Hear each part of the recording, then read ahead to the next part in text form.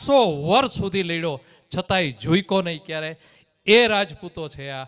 ત્યારે હવે આપણે જેની રાહ જોઈ રહ્યા છે એ કાઠી સમાજ જે આપણી સાથે હંમેશા રહ્યો છે અને આગવું વ્યક્તિત્વ ધરાવે છે, આગવી છાપ ધરાવે છે, એવા આપણી વચ્ચે કાઠી સમાજમાંથી પ્રતાપભાઈ ખુમાણ સાવરકુંડલા અહીં જોશો આપ સ્ટેજ ઉપર આવે ત્યારે આપને ખબર હશે કે અનેક ટીવીઓની અંદર ડિબેટની અંદર એમણે ભાગ લીધો છે અને જડબા તોડ રાજપૂતો વિશે એને જવાબો આપ્યા છે. ક્ષત્રિયત્વ એટલે શું એમના જવાબો મીડિયાની બોલતી બંધ કરી દીધી છે. નહીતર આજે મીડિયા કેવા છે એ આપને બધાને ખબર છે. એના કહેવાથી અફવા ફેલાવનારા મીડિયા પણ આપણી વચ્ચે છે. પણ આ પત્રકાર મિત્રો અહીંયા આવ્યા છે એનો આભાર માનું છું કે તમે અમારી આ વાતોને સત્યતાની સાથે રજૂ કરજો, જેથી કરીને અન્ય સમાજને પણ ખબર પડે કે જેની ઉપર ભરોસો મૂક્યો છે એ આ રાજપૂત સમાજ છે. ભાઈ શ્રી પ્રતાપસિંહભાઈ ખુમાણ, તાળીઓના ગડગડાટથી આપણે એમને વધાવીશું.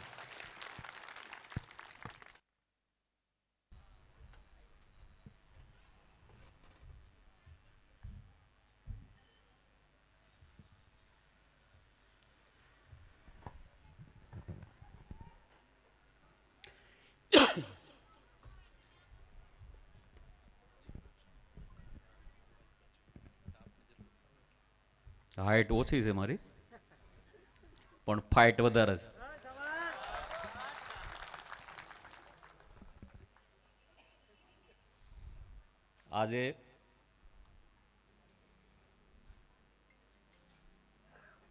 આજે ધરતી ઉપર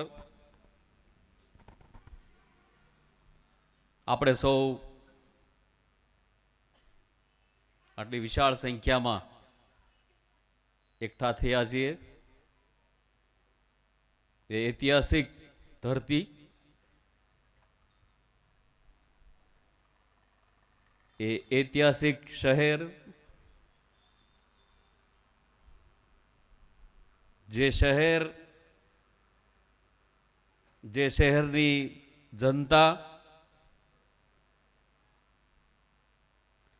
ભારત દેશ જ્યારે 1947માં 1947માં આઝાદ થયો ત્યારે આ એકમાત્ર શહેરની જનતા આઝાદ નહોતી થઈ.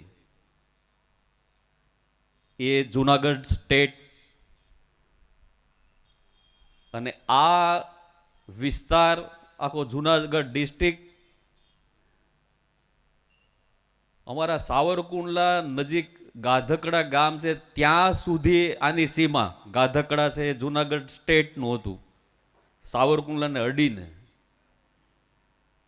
આ પ્રજાની તાસીર, એ તાકાત અને એકમાત્ર એવો ઇતિહાસ કે પોતાના શાસકને દેશ નિકાલ કર્યો હોય તો આ જુનાગઢની પ્રજાએ પોતાના શાસકને દેશ નિકાલ કર્યો તો એવી જ તે સ્થિતિ અત્યારે આપણી સમક્ષ ઊભી થઈ છે.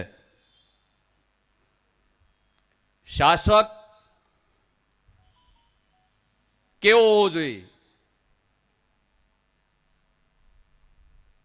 શાસક કેવો હોવો જોઈએ એનું ઉદાહરણ અત્યારે 75 વર્ષ થયા પછી આપણા દેશના વડાપ્રધાન જ્યારે 2 થી 3 દિવસ સૌરાષ્ટ્ર ગુજરાતના પ્રવાસે આવ્યા,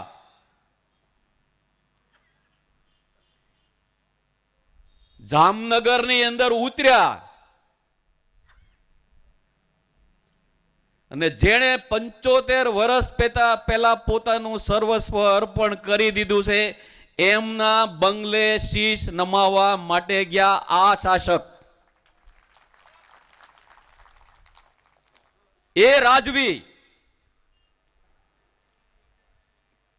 મને ઘણા મિત્રોએ તરત ને તરત, અને આ તો એવું છે ને કે આટલા સમયથી લાખો ક્ષત્રિયો રોડ ઉપર છે, એના સુધી વાત પહોંચતી નથી, એના વિશે એક હરફ બોલતા નથી. અને એ એક ક્ષણે તરત જ મીડિયામાં તરત જ ફોટા આવવા મળ્યા પાઘડી સાથેના, કે જામ સાહેબે પાઘડી પહેરાવી દીધી એટલે વાત પૂરી થઈ ગઈ. મને તો મીડિયામાંથી ફોટો આવ્યો, મને કે જોઈ લ્યો આ. એટલે મેં તરત જ કીધું કે તમને રાજપૂત ક્ષત્રિય સમાજની પરંપરા, એની રહેણી કેરી, એની અસ્મિતા, એનો તમને ખ્યાલ નથી. તમે ઇતિહાસ વાંચ્યો નથી, ઇતિહાસ જાણ્યો નથી કે આ એ રાજપૂત સમાજ છે, એ ક્ષત્રિય સમાજ છે કે પોતાના આંગણે પોતાનો જાની દુશ્મન આવે તો પણ એની આગતા સ્વાગતા કરે, એ આ સમાજ છે. દૂર જવાની જરૂર નથી. કુંડલા જોગીદાસ ખુમાણ અને ભાવનગર વજેસનજી ઠાકોર એકબીજાના દુશ્મન, ઇતિહાસ સાક્ષી પૂરે છે. આ કોઈ કહેવાયેલી કે બનાવટી વાત નથી. ઇતિહાસ સાક્ષી પૂરે છે કે એ બંને દુશ્મન હોવા છતાં જ્યારે એકબીજાની ઘરે જાય ત્યારે ભેટીને મળતા હતા. આ રાજપૂત સમાજ છે. ત્યારે આ દેશ, આટલા કરોડની વસ્તી ધરાવતો દેશ, આવો યશસ્વી આપણો હિન્દુસ્તાન, એનો વડો, એ વ્યક્તિ કોણ છે એ મહત્વનું નથી. વડાપ્રધાન પદ મહત્વનું છે. આપણા દેશનો વડો છે એ મહત્વનું છે. એ વ્યક્તિ કોણ છે એ મહત્વનું નથી. ત્યારે સારા એ રાજપૂત સમાજનું માથું ગર્વ સાથે ઊંચું થાય એવું કામ, એવું ગૌરવશાળી કામ, જેની માટે મને પણ ગૌરવ છે, એવું આપણા જામ સાહેબે કરી બતાવ્યું કે આટલા વિરોધ જેની સામે છે એ વ્યક્તિ એમની પાસે આવ્યો છે ત્યારે શીશ નમાવા માટે આવ્યો છે. ત્યારે એ વ્યક્તિ કોણ છે એ મહત્વનું નથી. એની સાથે પદ જે જોડાયેલું છે એ પદની ક્યારે ગરિમા, એનું અપમાન થવું જોઈએ નહીં. અને અત્યાર સુધી આપણી રાજપૂત સમાજની જે સંકલન સમિતિના દરેક મોવડી મંડળ, 92 સંસ્થાના પ્રતિનિધિઓ જ્યારે વાત કરતા ત્યારે એમ કહેતા કે આપણા દેશના વડાપ્રધાન જે શીર્ષસ્થ નેતૃત્વ છે એને અમે દેવ માનીએ છીએ. તમે આપણા દેશના વડાપ્રધાન જ્યાં જ્યાં સભા કરી ત્યાં એક પણ પ્રકારનો કાંકરી ચાળો થયો નથી. એ એમની ગરિમા જાળવવામાં આવી છે, નહીં કે અમે નપુસંગ છીએ. પણ પદની ગરિમા જાળવવામાં આવી છે. હવે વાત આવી કે ભાઈ પાઘડી પહેરાવવામાં આવી એટલે વાત થઈ ગઈ પૂરી. ના, મેં કીધું ભાઈ પાઘડી એ અસ્મિતા છે, એમનું સન્માન કરવામાં આવ્યું છે. અને દેશના વડાપ્રધાને જામનગરની અંદર ઉતરીને સીધું જામ સાહેબના બંગલે જવું પડે એ તમારી બધાની તાકાત છે. એ રોડ ઉપર જે ક્ષત્રિયો છે એની તાકાત છે કે એમને ત્યાં જઈને પાઘડી પહેરવી પડે, શીશ નમાવવું પડે. અને પાઘડીની મહત્તા કેટલી એ પોતે બતાવી દીધું આ દેશના વડાએ. જાહેર મંચ ઉપરથી દેશના તમામ નેશનલ ટીવી બધે લાઈવ કર્યું, દેશની જનતાએ જોયું અને એમણે પોતાના શબ્દોમાં કીધું કે આ પાઘડી રસ્તામાં આપણા ગુજરાત રાજ્યના મુખ્યમંત્રી શ્રીએ કીધું કે ગરમી બહુ છે સાહેબ, લાવો પાઘડી લઈ લે. આ એમના શબ્દો મારા નથી બનાવેલા, એમણે કીધેલું જાહેર મંચ ઉપરથી. ત્યારે કીધું સાહેબે, મોટા સાહેબે કીધું કે આ પાઘડી ઉતારાય એમ નથી. અમારા શબ્દો નથી, તમે ટીવીમાં જોઈ લેજો, યુટ્યુબમાં. આ પાઘડીની મહત્તા શું છે એ બતાવી દીધું. ત્યારે એનો જુદો અર્થ લેવો અને ન બીજી તમે વાત કહું કે સાહેબે આપણા સૌરાષ્ટ્રમાં લગભગ 3 સભાઓ કરી. તમે એક સભાની અંદર રાજકોટના લોકસભા સીટના વિવાદાસ્પદ ઉમેદવારને જોયા? સ્ટેજ ઉપર ક્યાંય જોયા? આ તમારી તાકાત છે. સાહેબે દરેક જગ્યાએ ગુજરાત સૌરાષ્ટ્રમાં સભાઓ કરી, પોતાના ઉમેદવારના મત માટે કરી. બધી જગ્યાએ દરેક ઉમેદવારના નામ લીધા.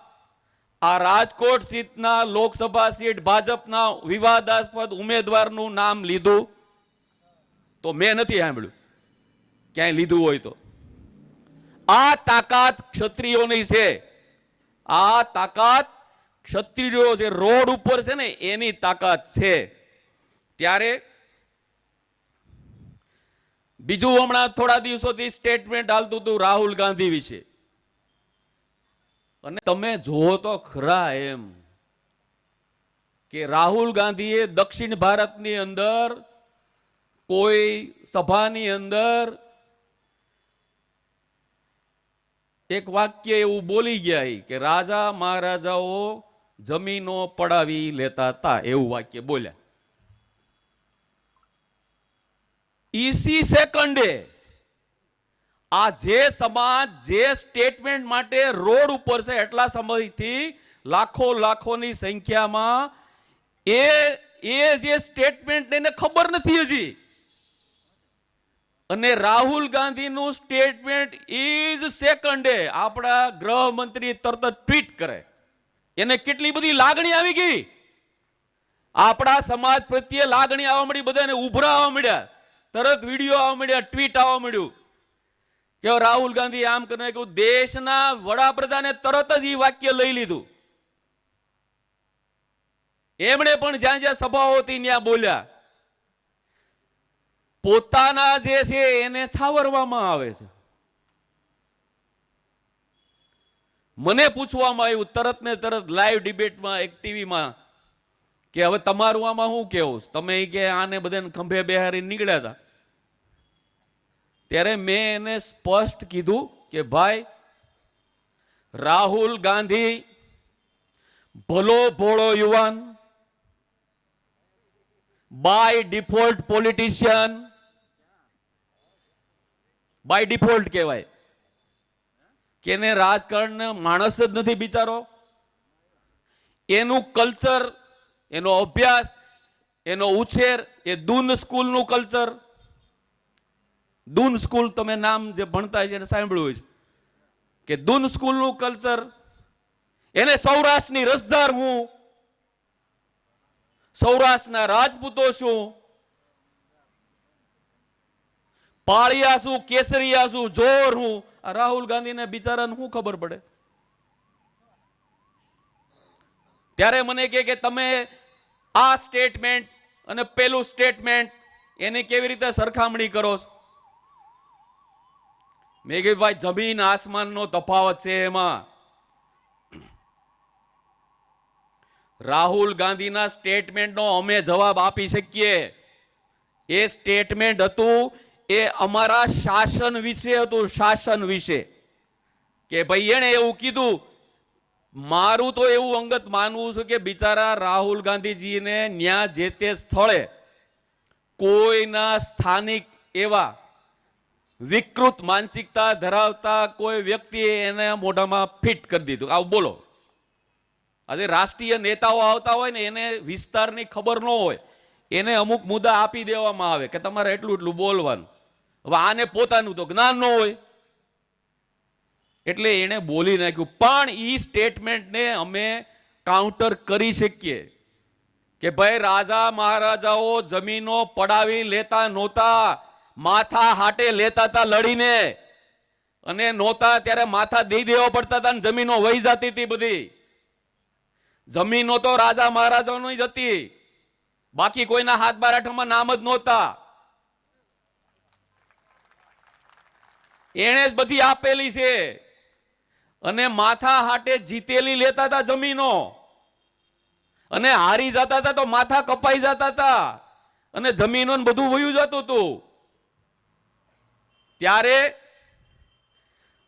રાજકોટના લોકસભા સીટના ઉમેદવાર દ્વારા બોલવામાં આવેલું સ્ટેટમેન્ટ એ અમારી નારી શક્તિની અસ્મિતા સાથેનું છે, એને માફ કરી શકાય નહીં.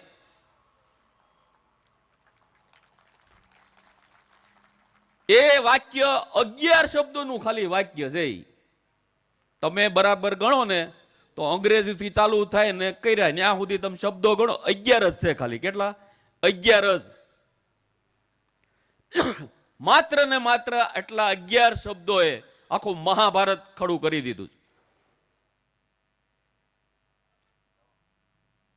બીજી વાત કે રાહુલ ગાંધી અને રૂપાલાજી એની સરખામણી થઈ શકે નહીં. ઉંમર પ્રમાણે ન થઈ શકે, રાજકીય કારકિર્દી પ્રમાણે પણ નહીં શકે. રાજકોટ લોકસભા સીટના ઉમેદવાર જે વિવાદાસ્પદ ઉમેદવાર છે, એમનું જે ઉછેર થયો, એમનું બાળપણ, એમની યુવાની, એમનું આખું રાજકીય અસ્તિત્વ જે વિસ્તારમાં એનો ઉછેર થયો એ ગાયકવાડ સ્ટેટ એટલે કે અમરેલી. એ રાજકીય પછી સામાજિક પછી પહેલા તો એ શૈક્ષણિક અગ્રણી છે. એમની શરૂઆત માધ્યમિક શાળાના પ્રિન્સિપાલ તરીકે થયેલી, અને મને જ્યાં સુધી માહિતી છે ત્યાં સુધી સાયન્સ ગ્રેજ્યુએટ છે. રામાયણના પ્રખર જ્ઞાની છે, રામાયણના પ્રખર. એમને જે સ્ટેટમાં ઉછેર થયો, ગાયકવાડ સ્ટેટ બાજુમાં ભાવનગર સ્ટેટ, ઓલી બાજુ રાજકોટ સ્ટેટ, આ બાજુ જુનાગઢ સ્ટેટ, આ બાજુ નાનું એવું કુંડલા સ્ટેટ, એની વચ્ચે એમનો ઉછેર થયો. એમને રાજપૂત શું છે, ક્ષત્રિયો શું છે, ક્ષત્રિયોની અસ્મિતા શું છે, એનું પૂરેપૂરું જ્ઞાન છે. હું ને તમે આપણે મુંબઈ ગયા હોય, મુંબઈ, હું ને તમે આપણે કોઈ મુંબઈ ફરવા ગયા હોય ને રોડ ઉપર ચાલ્યા જતા હોય ને કોઈક મોટરસાયકલ અડાડે આપણને, પછી કે આમ હામું જોઈને હાલ લે સીધો, આમ આપણે કાંઈ બોલીએ? નો બોલી. કેમ? મુંબઈમાં એ ક્યાં આપણને ઓળખે? આપણે કોણ છે એમ એ આપણને ઓળખે છે, આપણે કોણ છે એમ. તકલીફ ક્યારે થાય? આપણને પૂરેપૂરા ઓળખતા હોય, પેઢીઓથી ઓળખતા હોય, અને ઈ એક શબ્દ બોલે ને એની ચોટ લાગે. ત્યારે મેં કીધું ભાઈ એમનું સ્ટેટમેન્ટ એ ચોટ લાગી ગયેલી છે વાત, એને ઈ લોઢામાં લીટો કહેવાય, એને કોઈ રીતે નીકળે નહીં. અને એના અમે અત્યાર સુધી આ રાજપૂત સમાજને લાખો લાખો સલામ કરવી પડે, આ યુવાનોને લાખો લાખો સલામ કરવી પડે. હું હતો રાજકોટ અસ્મિતા સંમેલનની અંદર, હું હતો. હું પોતે 5 કિલોમીટર મારી ગાડી દૂર રાખીને ગયો તો સ્ટેજ ઉપર, 5 કિલોમીટર. અને મને ખબર નહીં પહોંચાશે કે નહીં, પહોંચાશે કે નહીં. અને મેં મારી નજરે જોયેલું કે 10 કિલોમીટર સુધીથી માણસો રિટર્ન વયા જતા, તો પહોંચે એમ જ નહોતા. 10 કિલોમીટર સુધી જે સ્થળે સંમેલન હતું રતન પર, ત્યાંથી ગ્રીનલેન્ડ ચોકડી રાજકોટ, ત્યાં સુધી ગાડીઓની લાઈન હતી. મારો કહેવાનો ભાવાર્થ કે આટલા ક્ષત્રિયો ઉભા સાથે ભેગા થયા. મેં ત્યાં પણ બોલ્યો હું કે ભાઈઓ તમે આટલી મોટી સંખ્યામાં આવ્યા છો, આવો છો ત્યારે તમે એક એક બબે આવ્યા, પણ જાશો ત્યારે એક સાથે જશો ત્યારે મહેરબાની કરીને એક કાકરી હલવી જોઈએ નહીં, એક કીડી મરવી જોઈએ નહીં. અને સરકારની જો મનસા કેવી હોય, હું તો ત્યારે ત્યાંય બોલ્યો તો મંચ ઉપરથી કે એ સંમેલનની અંદર બંદોબસ્ત માટે આખા ગુજરાતમાંથી વીણી વીણીને રાજપૂત ક્ષત્રિય અધિકારીઓને મૂકવામાં આવ્યા હતા. શું કામ?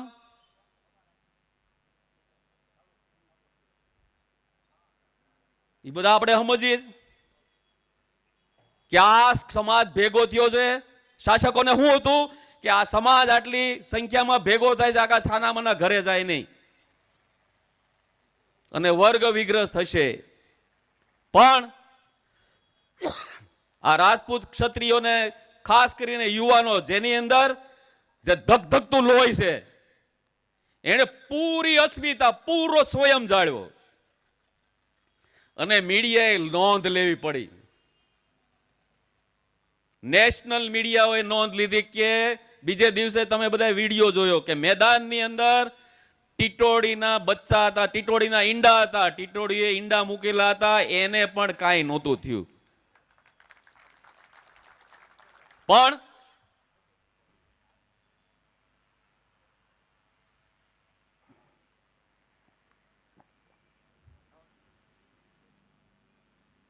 પણ આપણે ઇતિહાસમાં જોયું છે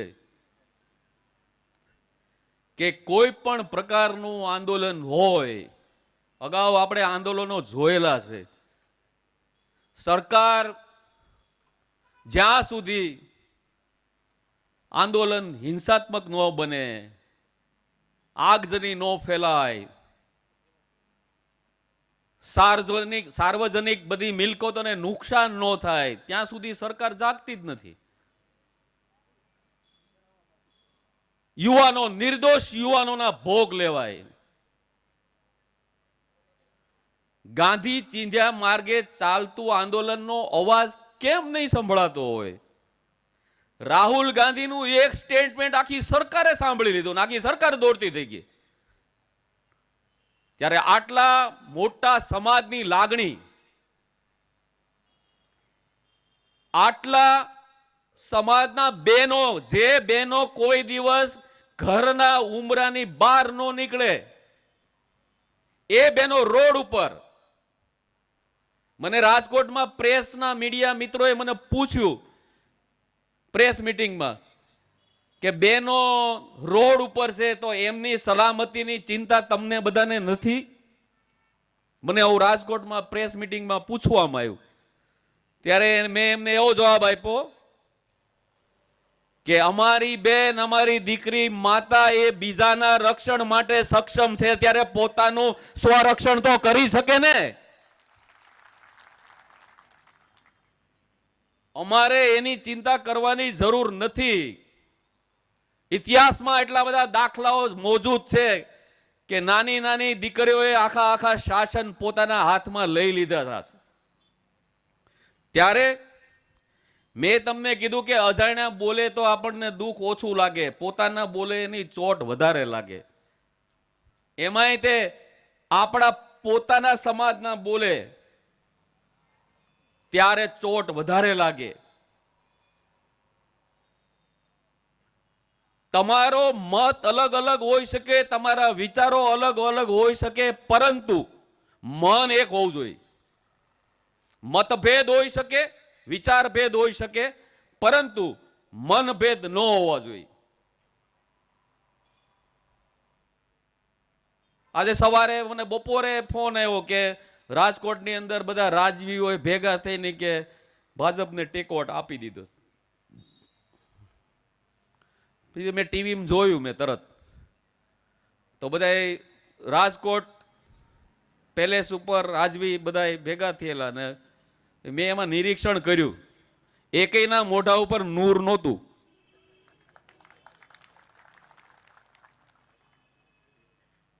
એકેય રાજવીના મોઢા ઉપર નૂર નહોતું અને મીડિયા સમક્ષ પરેડ કરાવવામાં આવીને તો પકડવા પડતા હતા. ઓલા ભાઈ અહીંયા આવો, સાહેબ અહીંયા આવો, અહીંયા આવો, અહીંયા બધા ભાગતા હતા. અને જેવું સ્ટેટમેન્ટ આવ્યું એ જ સમયે ભાવનગર દરબાર સાહેબનું સ્ટેટમેન્ટ તરત વિરોધમાં આવ્યું, ઓન ધ સ્પોટ. આમાં જે આવા બધા સ્ટેટમેન્ટો હજી 7 તારીખ સુધી તો ઘણું બધું આવશે. અરે અમારી પાસે અમે તો મીડિયાના, હું પોતે પત્રકાર છું અમરેલી જિલ્લાનો, હું પોતે ફ્રી પ્રેસ જર્નાલિસ્ટ છું. એટલે અમારી પાસે માહિતી છે કે ફેક બધા આઈડીઓ બનવા માંડ્યા છે રાજપૂત સમાજના નામે. તમે બધા યુવાનો ચેતજો. રાજપૂત ક્ષત્રિય સમાજના જુદા જુદા નામ સાથેના fake ID Facebook, WhatsApp, YouTube, Instagram, એમાં બધા ફેક આઈડી બનીને આપણી વિરુદ્ધમાં, ભાજપની તરફેણમાં જુદા જુદા સ્ટેટમેન્ટો આવ્યા કરશે. પણ આપણો જે અંતિમ લક્ષ્ય છે, સંકલન સમિતિના તમામે તમામ વડીલોને મારા લાખ લાખ સલામ છે કે એણે જે રીતે લડાઈ ચાલુ કરી છે એને જેટલા અભિનંદન આપો એટલા ઓછા છે. ક્યાંયથી કોઈ પણ સ્ટેજ ઉપરથી, કોઈ પણ મંચ ઉપરથી કાયદા વિરુદ્ધની એક પણ બાબત બોલવામાં આવતી નથી. ને મારે યુવાનોને ખાસ વિનંતી છે કે મતદાન પૂરું થાય ત્યાં સુધી કોઈ પણ જગ્યાએ સંયમ ખોવો નહીં. કોઈ પણ સમાજે આપણી સાથે જે સમાજ છે, આપણો સમાજ, મને ઘણા મતોનું ગણિત સમજાવે, મતોનું. મને હમણાં અહીંયા મીડિયાના મિત્રો પૂછતા હતા કે તમે આ આખા ગુજરાતમાં બધી લોકસભા સીટ ઉપર તમે તમારા સમાજનું વોટિંગ કેટલું, તમે પરિણામલક્ષી લડાઈ કેવી રીતે, આમાં પરિણામ કેમ આવે, પરિણામલક્ષી લડાઈ કેવી રીતે થઈ શકે એમ કે ભાઈ તમારા, એટલે મૂળ કહેવાનું એ તો તમારા ક્યાં એટલા બધા મત હતા એમ. મૂળ હાવ દેશી કે ભાઈ તમારા ક્યાં મત છે, એટલું બધું તમે આમ ડખો કરો છો. મેં મીડિયાના મિત્રોને કીધું ને આપ સૌને કહું, સમગ્ર સૌરાષ્ટ્ર, ગુજરાત, કાઠિયાવાડમાં અસંખ્ય ગામડાઓ એવા છે, હું તમને નામ બોલું, મારી પાસે લિસ્ટ, હું નામ બોલી શકું. આ ગામ, આ સરપંચ, અસંખ્ય એવા ગામ છે કે જેની અંદર ક્ષત્રિય સમાજનું માત્ર એક જ ઘર હોય, એક જ ઘર હોય, એક જ. અને એક ક્ષત્રિય ઘરનો, એક કુટુંબનો એક યુવાન હોય કે વડીલ હોય, 25 વર્ષથી સરપંચ હોય. એટલે હું દાદાગીરીથી થાય સરપંચ? આખું ગામ બીવે એકથી આ જમાનામાં? નહીં. એ એની લોકચાહના હોય છે. તમામ સમાજને ખબર હોય છે કે કોઈ પણ સમાજ માટે, કોઈ પણની સામે લડવું છે તો આ ક્ષત્રિય જ આગળ આવશે. એ તમામ સમાજને ખબર છે. અને કોઈ સમાજ તમારી સાથે જાહેરમાં નહીં આવે, પણ બધા સમાજ ઈચ્છે છે. દરેક સમાજને ચોટ સમયે સમયે લાગેલી છે. અને હું અત્યારે આ મંચ ઉપરથી એવું કહેવા માંગુ છું કે તમામ સમાજે એક વિચાર કરી લેવાની જરૂર છે કે ક્ષત્રિય સમાજ, આટલો તાકાતવાળો સમાજ આખા ગુજરાતમાં રોડ ઉપર આવ્યો ને એની વાત તો માનવામાં ન આવતી હોય તો બીજા સમાજની તો વેલ્યુ જ ક્યાં રહી? બીજા નાના નાના સમાજોએ વિચારવાની જરૂર છે. પાટીદાર સમાજે તો અનુભવેલું છે. પાટીદાર સમાજને પોતાનું જે વેર છે એ વસૂલ કરવાનો આ સમય આવી ગયો છે, એ બધા સમજે છે, ખ્યાલ જ છે.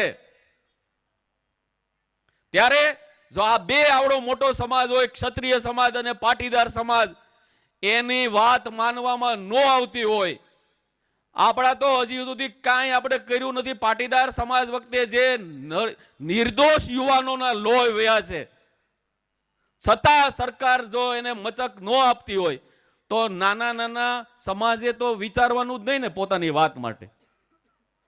ત્યારે હું દરેક સમાજને વિનંતી કરું છું કે તમારે આ આંદોલનમાંથી ધડો લેવાની જરૂર છે, શીખ લેવાની જરૂર છે. અને આ જે યજ્ઞ છે,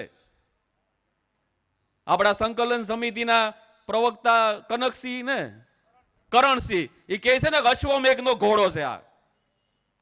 આ અશ્વમેઘનો ઘોડો છે. ત્યારે આ યજ્ઞની અંદર દરેક સમાજ આપણને આહુતિ આપવા માટે તૈયાર છે. આપણે સંયમ જાળવીને દરેકને સમજાવી, જો એક ગામની અંદર એક જ ઘર સરપંચ હોય અને એ પાછા 25-25 વર્ષથી હોય, એવા અસંખ્ય ગામ છે, ત્યારે ગામ ઈ મતને આ લોકો ગણતરીમાં નથી લેતા કે આની તાકાત કેટલી છે. એક જણાની તાકાત કેટલી છે. ત્યારે મેં કીધું કે અમારી આ તાકાત છે અને એ રિઝલ્ટ આવશે ત્યારે ખબર પડશે. અને ઉપરના લેવલના બધા જે નિષ્ણાંતો છે એને ખબર પડી ગઈ છે કે જમીન ધીમે ધીમે ધીમે ધીમે નીચેથી સરકી રહી છે. ત્યારે બીજી એક વાત મને હમણાં ઘણા અમારા વર્તુળમાં બધા વાત કરતા હતા કે આ વખતની લોકસભાની ટિકિટો કેવી રીતે ફાળવવામાં આવી છે એનું કઈ નક્કી જ નથી. ફેકમ ફેકા કરવામાં આવે, ફેકમ ફેક. મને અમારા રાજકોટના વરિષ્ઠ અમારે પત્રકાર છે જગદીશભાઈ મહેતા, એ મને કહેતા હતા કે પ્રતાપભાઈ, આ લોકસભાની ટિકિટ જેવી રીતે ફાળવવામાં આવી છે ને એવી કે સિનેમાની ટિકિટે નથી મળતી, ફિલ્મની ટિકિટે આમ નથી મળતી, એમ મને કે લોકસભાની ટિકિટો મળી ગઈ બધાને. ગુજરાત સાઈડ તો એક બેન શિક્ષિકા એ સ્કૂલમાં ભણાવતા હતા, ચાલુ સ્કૂલમાં ભણાવતા હતા. ઘરેથી ફોન આવ્યો એમના મિસ્ટરનો, ઈ કે તું જલ્દી જલ્દી ઘરે આય, તને ટિકિટ મળી. તો કે હે ની? ઈ કે લોકસભાની. ઈ કે નો હોય. અરે પણ મળી ગઈ, તું જલ્દી ઘરે વી આય. લ્યો, આ ગુજરાતની સાઈડની વાત છે. આવી રીતે ટિકિટોની ફેકમ ફેકી કરવામાં આવી છે. આવું ગુજરાતના ઇતિહાસમાં કોઈ દી બન્યું નથી. બીજી વાત તમારું ધ્યાન દોરું કે જે નેતા જેનું કાર્યક્ષેત્ર જે વિસ્તારમાં હોય, જેમણે પોતાની કારકિર્દી, આટલા વર્ષોની કારકિર્દી જે વિસ્તારમાં કરી હોય, પોતાનું કામ કર્યું હોય, એ વિસ્તારમાંથી ટિકિટ કેમ નથી આપવામાં આવી? હું એક બે ઉદાહરણ આપું કે રાજકોટ સીટ લોકસભાના ભાજપના ઉમેદવાર, એમનું કાર્યક્ષેત્ર અમરેલીથી ધારાસભાઓ લડેલા છે. આ પરેશભાઈ ધાનાણી હરાવેલા છે ને અમરેલીની સીટ ઉપરથી. એમનું કાર્યક્ષેત્ર અમરેલી. તો એમને અમરેલીમાં ટિકિટ આપવાને બદલે રાજકોટ શા માટે ટિકિટ આપવામાં આવે? નંબર 2, મનસુખભાઈ માંડવિયા, એનું કાર્યક્ષેત્ર ભાવનગર. આપણા દેશના આરોગ્ય મંત્રી, એને આટલા સમયથી ભાવનગર આખું એમનો પંથક, કાર્યક્ષેત્ર ભાવનગર, કામગીરી ભાવનગર, એમને પોરબંદર આપવામાં આવી. આવું ઘણી સીટ ઉપર થયું છે. ત્યારે જે સીટના જે દાવેદારો હોય, પાયાના કાર્યકરો હોય, જેણે પક્ષને આખી જિંદગી આપી દીધી હોય, એ રાજકોટ હોય, જુનાગઢ હોય, ભાવનગર હોય, સુરેન્દ્રનગર હોય કે પોરબંદર હોય, એ ત્યાંના સ્થાનિકમાં ભયંકર રોષ છે. પણ બિચારા ડરે છે સાહેબથી, એટલે કોઈ ખુલીને બહાર આવતા નથી. પણ અંડર કરંટ બધા ક્ષત્રિય સમાજના આંદોલનને વિટામિન પૂરું પાડી રહ્યા છે. વિટામિન ઘણા પ્રકારના હોય, એમાં વિટામિન એમ એ હોય, સમજાય? તો અંડર કરંટ હાલે. તમે ક્યાંય જે તે જગ્યાએ મેં આ નામ લીધા બધા સીટના, એમાં અમરેલી આવી ગયું. અમરેલીમાં તો કોઈ દી જિંદગીમાં અમને નહોતી ખબર એવા ઉમેદવાર આવ્યા ભાજપના. જે દિવસે નામ જાહેર થયું તો મારે એનો ફોટો, અમે આટલા વર્ષોથી મીડિયામાં 1990ની સાલથી હું મીડિયામાં છું, તો મારે ફોટો ગોતવો પડ્યો એનો કે આ ભાઈ છે કોણ એમ. હવે એવું કહેવાય છે કે 8 પછી તો મળતા જ નથી. સાંજના 8 પછી નથી મળતા એમ કે.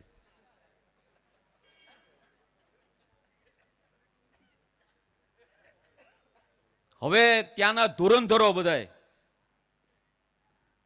ત્યાંના ધુરંધરો દાવેદારો બધાય છાના મના ચોપ થઈ ગયા બધા. ઘડીક તોફાનો કર્યા, તમે ટીવી મીડિયામાં જોયું છે કે હામાં તોફાનો થયા હતા, નો થયા હોય એવા તોફાનો બથો બથ આવ્યા હતા બધા. મારા મારી હતી, હોસ્પિટલમાં દાખલ થયા હતા.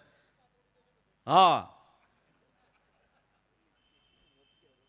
હવે એ દબાવીને સમાધાન કર્યું, પણ એ સમાધાનને સમાધાન કહેવાય? એ તમામે તમામ અંડર કરંટ કામ હાલે. એ જ્યારે 4 જૂને રિઝલ્ટ આવશે ત્યારે ખબર પડશે. હું તમને એ વાત કરતો હતો કે આપણા પોતાના હોય ને એનું દુઃખ થાય. હું એક ડિબેટમાં હતો, ગુજરાત તકમાં કેમાં હતો, ને સુરેન્દ્રનગર બાજુથી એક ભાઈ યુવાન છોકરો કોલેજનો, મને લાગે પ્રોફેસર, એ મારી યાર ડિબેટમાં, આપણે વ્યક્તિગત તો પરિચય હોય નહીં, રે મને શરમ થાય, મને પોતાને શરમ થાય, મને દયા આવે. તમે જેણે જોયું હોય છે ખબર છે, એણે એવી રૂપાલા તરફેણમાં વાતો કરી, પાઠ્યપુસ્તકમાંથી ફલાણામાંથી આ લાવો આ લાવો ના લાવો. એલા મેં કીધું તું ક્ષત્રિય છો? મારે એનું નામે નથી લેવું આપણે, પણ મને દયા આવે એમ. આપણને દયા આવે. મારે થોડું લાઈવ ડિબેટમાં કહેવાય કે તે ઘરે પૂછું પેલા હું બોલસ તું, પેલા ઘરે પૂછ. ઇતિહાસમાંથી જે સોનેરી વસ્તુ છે એ કાઢવાની છે કે કાદવ કાઢવાનો બારો. અને એ આપણો યુવાન, એ શિક્ષિત યુવાન. મેં કીધું ભાઈ સિંહ લગાવવાનું બંધ કરી દે. હવે વાહે લાલ લગાડવા માંડ્યું.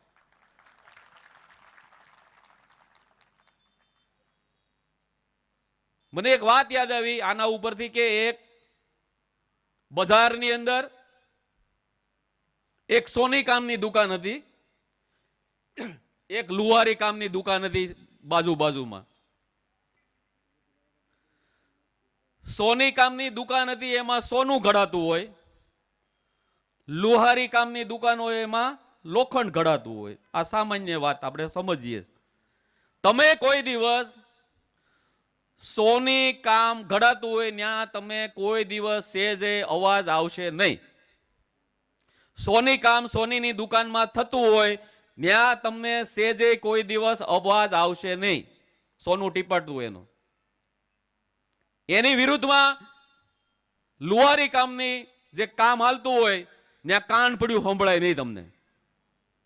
આ બધું અનુભવ્યું છે આપણે કે લુહારી કામની દુકાન હોય, લુહારી કામ થતું હોય, લોઢું ટીપાતું હોય, ત્યાં કાન પડ્યું સંભળાય નહીં, એટલો દેકારો થતો હોય, ધડાધડી. આ વાત ઓલે સોનું છે ને એને મનમાં ખટક્યા કરે.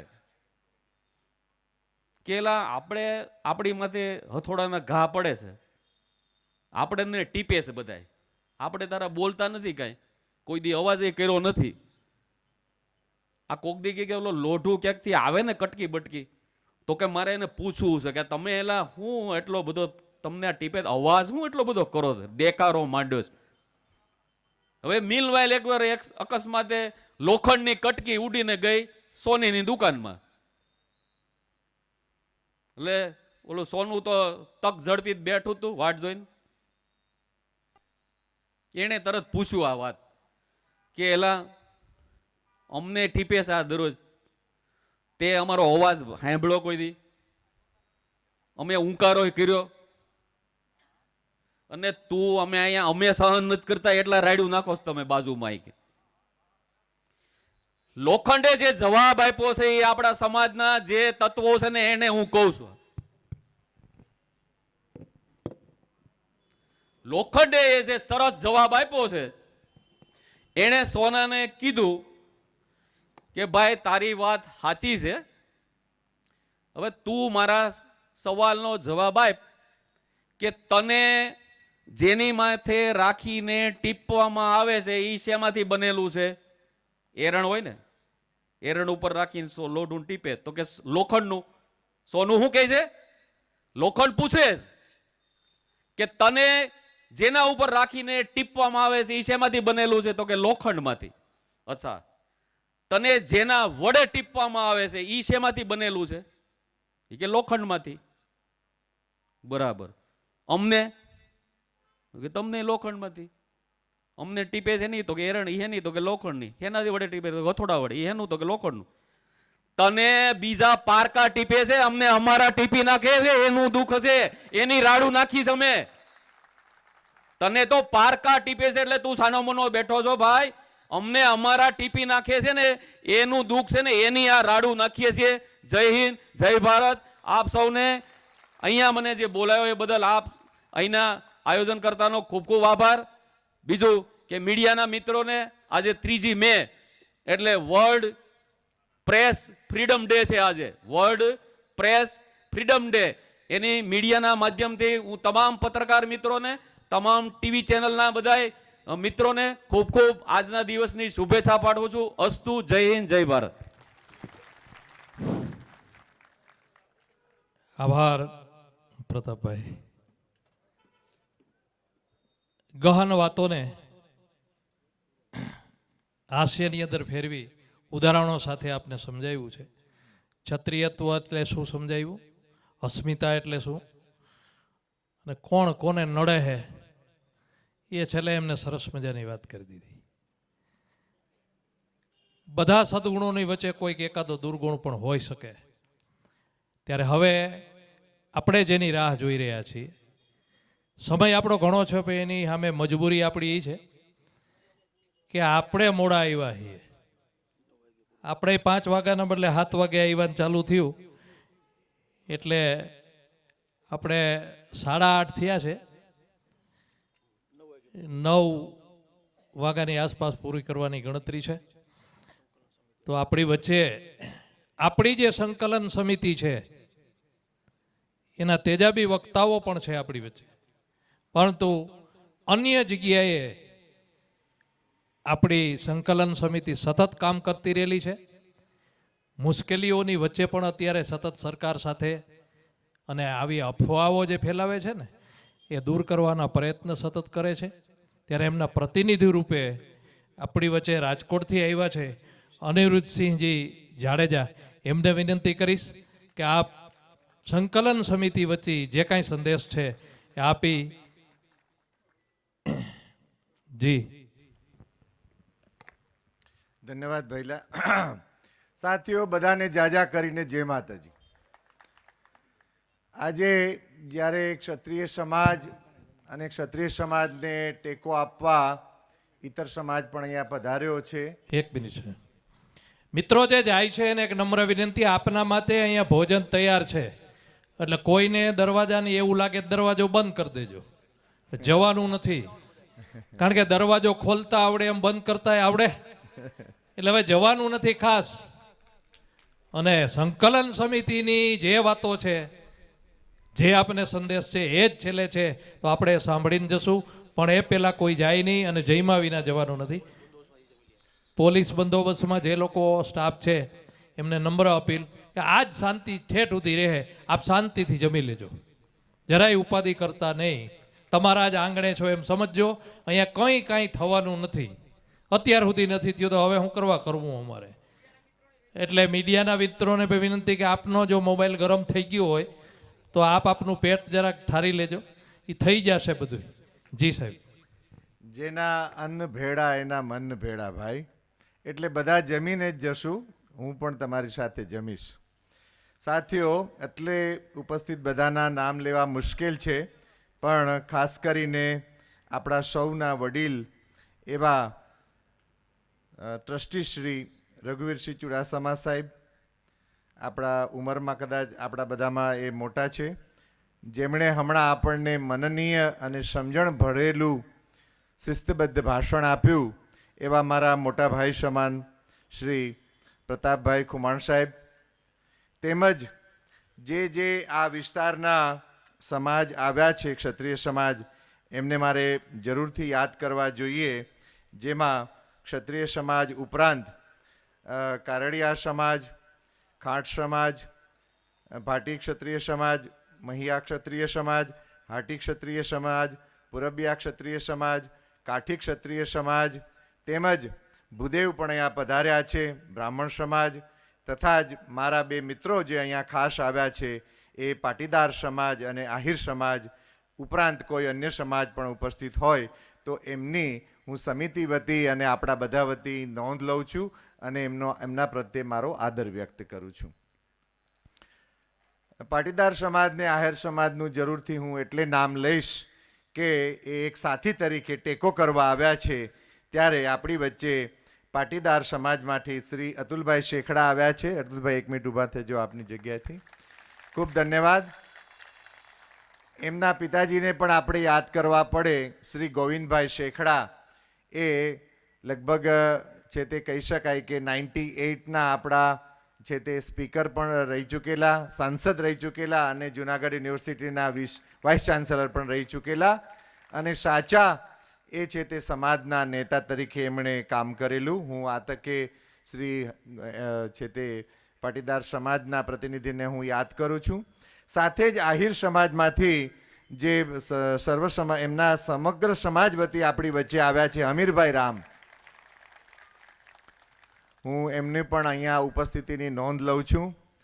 આ બંને મારા એવા મિત્રો છે, આપણને એમના મતની જરૂર છે એટલે જ માત્ર યાદ નથી કરતો હું એમને, પણ જુનાગઢના જ્યારે બાયપાસ નીકળો કૃષ્ણા હોટલ પાસેથી અને અથાગ પુરુષાર્થ પછી જ્યારે જુનાગઢના ખેડૂતો 1800 વીઘા જમીન સુપ્રીમ કોર્ટમાં હારી ગયેલા, એવા વખતે આ બંને મિત્રો, એમના પરિવારજનો અને આ 1800 વીઘામાં લગભગ મને એમ છે કે 12-15 ગામ હતા ને અતુલભાઈ, 10 ગામ હતા. એ સમસ્ત લોકો જ્યારે લડતા હતા અને મિત્રના નાતે એમણે મને હાકલ કરી કે અનિરુદ્ધસિંહભાઈ, તમારો પણ થોડો સત્યાગ્રહનો અનુભવ છે, તમે આવશો? મેં કહ્યું એક ક્ષત્રિય તરીકે મારી જવાબદારી છે અને એક નાગરિક તરીકે પણ મારી જવાબદારી છે. સાથીઓ, સુપ્રીમ કોર્ટમાં જે કેસ હારી ગયેલા અને બેન શ્રી આનંદીબેને માત્ર 50 કરોડ આપવાની વાત કરેલી, અમે 200 કરોડની જીદ લઈને વળતર માટે બેઠા હતા. આજે આખી કથા કહેવાનો સમય નથી, પણ ક્ષાત્ર ધર્મને લાજે નાગરિક ધર્મનું સન્માન થાય એ રીતે અમે લડાઈ લડ્યા અને 150 કરોડ લઈને અમે ઉઠેલા. તો આ બંને સમાજના વડીલો, આ સાથીઓ, એમણે અથાગ પુરુષાર્થ કરેલો અને જ્યારે આપણી બહેનો દીકરોની અસ્મિતા ઉપર, આપણી નારી શક્તિની અસ્મિતા ઉપર જ્યારે આ રૂપાળા કહેવાતા રૂપાળાએ આંગળી ઉઠાવી, ત્યારે આ બંને મિત્રોને મેં વિનંતી કરેલી કે તમારે અમને ટેકો કરવાનો છે, આપણે સાથે છીએ. અતુલભાઈ તો વિદેશ હતા, ત્યાંથી વિદેશથી ખાસ પધાર્યા. એટલું જ નહીં, એમના પાટીદાર સમાજના આગેવાનોને અને મોવડી મંડળને મળીને રાજકોટ, જુનાગઢ, સૌરાષ્ટ્ર, ગુજરાતમાં અતુલભાઈએ પ્રવાસ ખેડ્યો અને એમણે કહ્યું કે અનિરુદ્ધસિંહભાઈ, અમે તમારી સાથે છીએ, અમે પણ દાજેલા છીએ. તો ફરીથી એ બંને પ્રત્યે હું મંચ ઉપરથી આદરભાવની લાગણી વ્યક્ત કરું છું. સાથીઓ, આજે જે આપણે 2-3 વાત કરવાની છે, મારા પૂર્વ વક્તાઓએ બહુ સરસ મહત્વની વાતો કરી છે, એને હું દોહરાવીશ નહીં અને મારા મોટાભાઈ પ્રતાપભાઈ બોલે પછી આમ તો કંઈ બોલવાની જરૂર જ ન રહી. એટલા અભ્યાસુ, સમાજ પ્રિય અને ઇતિહાસના જાણકાર છે. પણ સમિતિ વતી જ્યારે હું આજે આપની વચ્ચે આવ્યો છું, આપણને ખ્યાલ છે કે આજે આપણા બધા ભાઈઓ જામનગર છે અને પાન ખાઈને પદમસિંહ થયેલા નરેન્દ્રભાઈ મોદીને જવાબ દેવા ગયા છે. તમે પાઘડી પહેરી લ્યો છો એટલે પાન ખાઈને પદ્મશ્રી થયા છો. તમને કોઈ ક્ષત્રિયની પાઘડી શોભે નહીં મારા વાલા. એ તો એમની ઉદારતા હતી રાજાની, જામ સાહેબની, પ્રતાપભાઈએ કહ્યું એમ. એટલે તમારા પદને પાઘડી પહેરાવી છે, તમે પાઘડીને લાયક નથી. જેના ખંભે તમે પગ મૂક્યો અને છે તે દિલ્હીની ગાદી સુધી પહોંચ્યા. 75 વર્ષથી ક્ષત્રિય સમાજ ચૂપ છે. તમે સાલિયાણા બંધ કર્યા કહેવાતી સરકાર હોય, આ સરકાર હોય કે આ સરકાર હોય, એ બધા માટે એક અંગ્રેજી કહેવતમાં એવું કહેવાનું છે કે તમામ સરકારો પ્રજા વિરુદ્ધનું ષડયંત્ર છે. ષડયંત્ર કોની સામે હોય? દુશ્મન સામે હોય, ખોટા લોકો સામે હોય. શું આ પ્રજા, આ દેશની 140 કરોડ પ્રજા ષડયંત્ર કરવા લાયક છે? જેની સામે આ સરકારો ષડયંત્ર કરી રહી છે દાયકાઓથી. અમે શાંતિથી જીવતા હતા, તમને રજવાડાઓ આપ્યા, સાલિયાણા બંધ થયા, ટોચ મર્યાદાનો કાયદો આવ્યો, વધારાની જમીનો તમને પાછી આપી દીધી, ખેડેતેની જમીનનો કાયદો આવ્યો, આદરપૂર્વક આપણે લોકોએ જમીનો છોડી દીધી. છતાં ચૂપ છીએ, ટિકિટો ના આપી. આપણા કેટલાક વડીલો આજે પણ ભાજપની છે તે એમના પદ ઉપર ત્યાં જઈને બેઠા છે, ચૂપચાપ બેઠા છે, ઘરના મોભી હોય એ રીતે કે આ ભાજપ પક્ષ અમારો છે, આ RSS અમારું છે. એમ ગાંધીનગર અને દિલ્હીમાં કેટલાક વડીલ ક્ષત્રિયો આપણા બેઠા છે. એમને પણ એમણે આદર નથી આપ્યો. અને આ કહેવાતા મારે કેવું પડે છે ન છૂટકે, જો તમે વડાપ્રધાન છો તો આ દેશના વડાપ્રધાન છો, કોઈ જાતિ પાતિના નથી. એ તમે ભૂલ્યા છો નરેન્દ્રભાઈ. તમે આટલી સભાઓ ગજવો છો, દેશમાં તમે ક્યાંય ન બોલ્યા, ગુજરાતમાં પણ ન બોલ્યા. આ ગુજરાત મારું ઘર છે, તમે બધા મારા છો. આવી કથા વાર્તા કરનારા એ કવિ, તમને ક્ષત્રિય સમાજ યાદ પણ ના આવ્યો, તમે નામ પણ ન લીધો. અમારી બહેનો દીકરીઓની છે તે અસ્મિતા ઉપર જેમણે આંગળી ઉંચકી, જેને કાંખમાં લઈને તમે ફરો છો, જેને હવે કાયઢા જેવા નથી રહ્યા ક્યાંય, તો લઈ ગયા હોત તમે જામનગરની સભામાં. પેલા ભાવનગરના બેનને સુરેન્દ્રનગર બોલાવ્યા, આને કેમ ન બોલાવ્યા તમે? આ કાયઢા જેવા નથી રહ્યા ક્યાંય. તો જે કાયઢા જેવો નથી રહ્યો ભાઈ, એને તમારે કઈ એની સામે એણે કરેલા દુષ્કૃત્ય સામે તમારે એક શબ્દ બોલાતો નથી. તમે કયા વડાપ્રધાન પદની ગરિમાનું સન્માન કરો છો? ભલું થજો એ તો જામ સાહેબ બાપુનું કે તમારા પદની ગરિમાનું સન્માન કર્યું, પણ તમે ક્ષત્રિય નારી અસ્મિતાનું અને આ દેશની નારીઓનું સન્માન કરતા તમે ચૂક્યા છો. તો અભિશાપ પણ આપીશું. 7 તારીખે ક્ષત્રિય સમાજ, પાટીદાર સમાજ, આહિર સમાજ, બ્રાહ્મણ સમાજ, ઇતર સમાજ, દલિત સમાજ, સર્વે સમાજ અમને મળી રહ્યો છે. રાજકોટ સૌરાષ્ટ્રનું પાટનગર છે. રોજ અમે 3-3, 4-4 મોલ્લા સભાઓ લઈએ છીએ, વોર્ડની સભાઓ લઈએ છીએ. જેને થોડોક દમ છે એ આમની જેમ સામે આવીને છે તે સમર્થન આપે છે.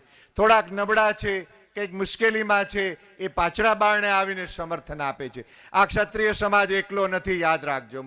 તમે છે તે રૂપાલા અને છે તે ખાસ કરીને મોદી સાહેબને આપણે કહેવું પડે. ભૂલી ગયા તમે? હું પૂછું છું અહીંથી, RSS ને પણ પૂછું છું. આપણા પૈકીના ઘણા RSS સાથે જોડાયેલા છે. આપણે માનતા હતા કે RSS ધર્મની ધજા લઈને ચાલશે, RSS બહેનો દીકરીઓ માટે બોલશે, ગૌચર માટે બોલશે, કતલખાનાઓ માટે બોલશે. એ RSS પણ પોતાનું પદ લજવ્યું છે. હું આ મંચ ઉપરથી, આ ક્ષત્રિયનો મંચ છે, આ કોઈ રાજકીય મંચ નથી, આ મંચ ઉપરથી હું RSS ને પણ પૂછું છું કે તમે કયા ધર્મની વાત કરો છો? શું તમે પણ કહેવાતા ભાજપ પક્ષના પ્રતિનિધિ થઈ ગયા છો કે કોઈ ધર્મની ધજા તમારી પાસે હતી? મિત્રો, દુઃખ તો ત્યારે થાય છે કે ભગવાન રામ, કૃષ્ણ, 24 તીર્થંકરો જૈનોના જે ક્ષત્રિયો હતા, આજે તમે એમ કહો છો કે ભગવાન રામને અમે લાવ્યા? ધૂળ પડી તમારી ભાષામાં. તમે રામને લઈ આવશો? રાવણનું રોજ ઉઠીને તમે કામ કરી રહ્યા છો. ખાસ કરીને બહેનો દીકરીઓના મુદ્દે તમે રાવણનું કામ કર્યું છે. રૂપાલાને ઘરે કેમ તમે ન બેસાડી શક્યા? એવડું મોટું એને શિંગડા ફૂટ્યા છે? તો હું આ મંચ ઉપરથી એ પણ કહું છું કે જરૂર મોદી સાહેબનું, ભાજપ સરકારનું કોઈ એવું દુષ્કૃત્ય છે જેને લઈને તમે ડરો છો. ભાજપ વાળા ડરે છે એટલે તમે રૂપાળાને ઘરે ન બેસાડ્યા. જરૂર એવી કોઈ વાત છે. તમે કયા રામ રાજ્યની વાત કરો છો? આજે પોલીસના બેડામાં આંદોલન થઈ રહ્યા છે, આંગણવાડીની બહેનો લડી રહી છે. આ મારે કહેવાનું ન હોય, આ રાજકીય મંચ નથી, છતાં એટલે કહીએ છીએ કે ગુડ ગવર્નન્સ, સુશાસન માટે અમે રજવાડાઓ આપ્યા હતા. સરદાર પટેલ સાહેબને એટલે બોલવું પડ્યું કે અમે સારા લોકો પાસેથી રજવાડા છીનવી અને આ ચોર લોકોને બધું રાજ સોંપ્યું છે. તો આજે અમે હિસાબ પણ લેશું. આ 7 તારીખે અમારું કામ પૂરું નથી થઈ જતું સાથીઓ. આપણો હિસાબ લેવાનો ચાલુ રહેશે. અમે જે તમને રજવાડો સોંપ્યા, જે જમીનો સોંપી, મહેલો સોંપ્યા, સંપત્તિ અને સમગ્ર અમારું અસ્તિત્વ છે તે અમે સ્વીકારી લીધું. અરે ભોઠા પડો, ભોઠા. તમે એક નાનો બાકડો મુકાવો છો તો નામ લખો છો, ફલાણાએ બાકડો દાનમાં દીધો. એક બેન દીકરીને ભારો નહોતો ચડતો ગોંડલની છે તે વિસ્તારમાં, અને વગડામાં એ બેનને વિચાર આવ્યો કે રાજા તો ઘણું કામ કરે છે, ગોંડલના મહારાજા સાહેબ પ્રાતસ્મરણીય, પણ જો કંઈક એવી વ્યવસ્થા કરી હોત તો મારા માથે કોઈક ભારો કોણ ચડાવે. અને એ રાજાની સંવેદનશીલતા, એ રાજાની છે તે પ્રજાવત્સલતા, અને રાજા આખા રાજ્યમાં થાકલા બનાવી આપે છે કે કોઈ બેન થાકી હશે તો અમે એને માથે ભારો ચડાવી શકે.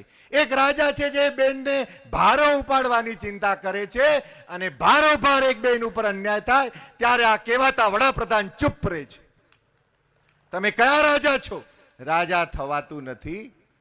મારા પૂર્વ વક્તાએ કહ્યું, મટપેટીમાંથી રાજા નથી નીકળતા, પાળિયા થાય છે ત્યાંથી રાજપૂતાના જન્મ લે છે. સાહેબ, ક્ષત્રિયો પૂછતા નહોતા ગાય કોની છે, ક્ષત્રિયો પૂછતા નહોતા ગોચર કોનું છે, ક્ષત્રિયો પૂછતા નહોતા બ્રાહ્મણ કયા ગામના છે. બેનો દીકરીઓ બ્રાહ્મણો ગૌચરો ના છે તે રક્ષણ માટે લીલા માથા આપ્યા છે આ સમાજે. આજે આપણે દેશભરમાં, ભૂલશો નહીં યુવાનોને હું ખાસ કહું છું, આપણે 22 કરોડ ક્ષત્રિય છીએ દેશભરમાં. જો આટલા માથા ન વઢાયા હોત અને આટલા જોહર ન થયા હોત તો અત્યારે જેટલા લોકો છે એનાથી 3 ગણા આ સમાજ